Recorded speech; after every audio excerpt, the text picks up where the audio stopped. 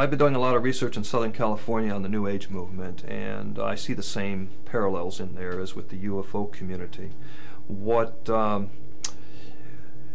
During one of the talks yesterday, there was a guy talking about the Bible and spaceships, and I can't think of his name offhand.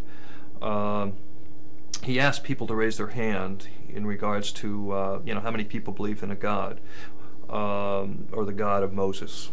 And what was interesting is the number of people that rose their hand, which is relatively small. I'd say a little less than half the audience raised their hand, which leads me to believe that a lot of the motivation has to do with their preconceived belief systems.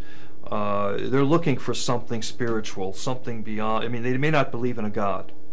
A lot of these people I've discovered are agnostic, and many of them would call themselves as atheists. And I think that they're searching for something spiritual that they don't have in their life. They can't necessarily accept the idea of a God, but they might better deal with the idea that an alien came here and planted humans on this planet sometime in the distant past. And in some cases, the people are probably outright nuts. I hate to say that. I think in most cases, these people honestly believe that these things are occurring, have occurred, or they've had these experiences.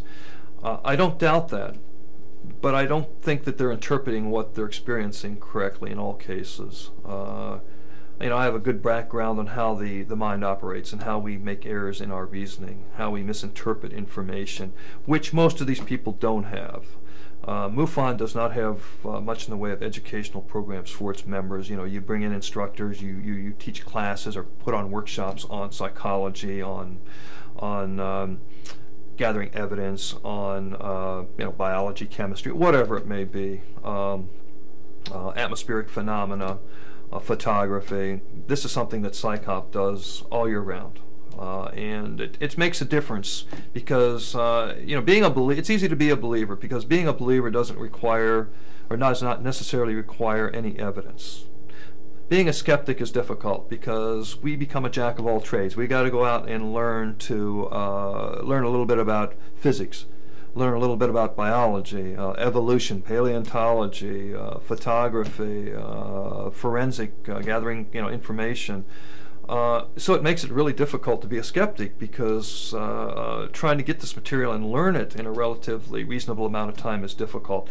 Most skeptics that are reasonably knowledgeable about skepticism have spent years learning this stuff, taking classes on the side, going to these workshops. It's not an easy process being a skeptic, and the public has a general misconception about what a skeptic is anyways.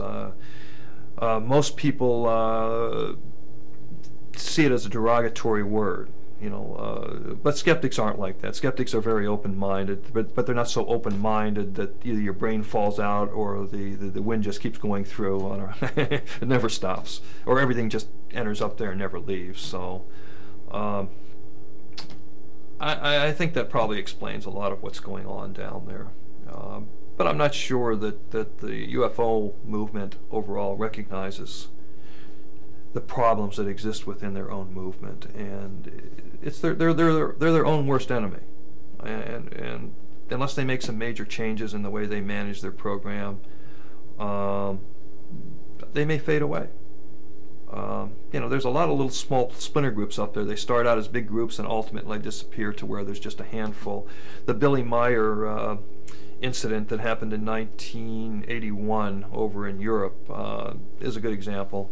Billy Meyer, had supposedly had contact with this group of aliens from the Pleiades, which is 54 I think light years from here. Well, 1 light year is approximately 6 trillion miles, and at the speeds, of course, we travel these days, well, you'll never get there in 100 or 1,000 lifetimes.